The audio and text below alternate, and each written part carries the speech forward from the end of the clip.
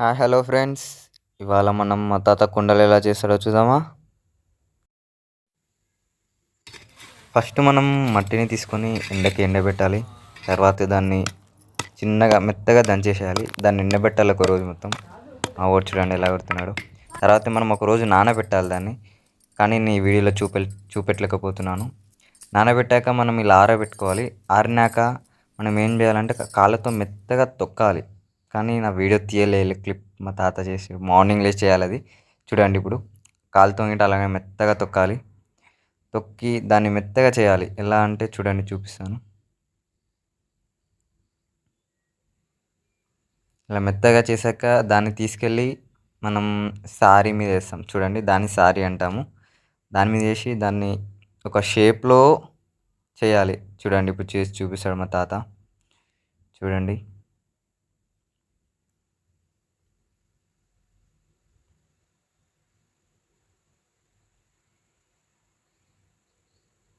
చూడండి అలా చేశాక మనం ఇప్పుడు కట్టెతో తిప్పుకుందాం.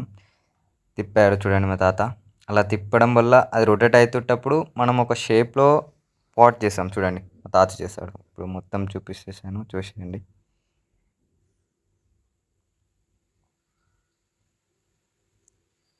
చూడండి ఎలా చేస్తున్నాడో ఇప్పుడు.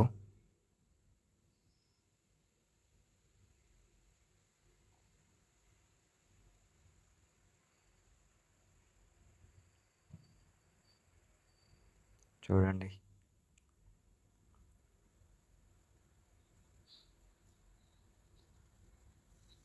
ఇలా చేశాక లాస్ట్కి దాన్ని కట్ చేస్తాడు. చూడండి ఇప్పుడు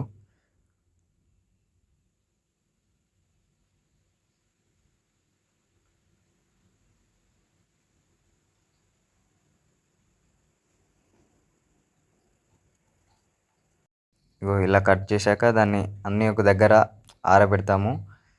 చూడండి ఇప్పుడు చూసాను. అవన్నీ ఆరినాక తర్వాతకి దాన్ని ఎలా అంటే పాట్ షేప్లోకి తయారు చేయడం. దాన్ని తయారు చేయడం ఎలానో నెక్స్ట్ చూపిస్తాను.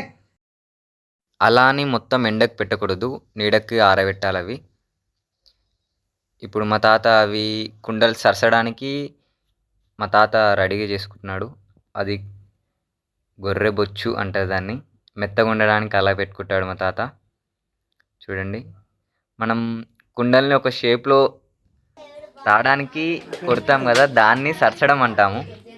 చూడండి అగో లోపల బూడిద వేసుకుంటున్నాడు.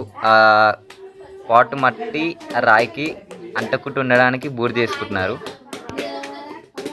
చూడండి అలా సరుస్తాడు.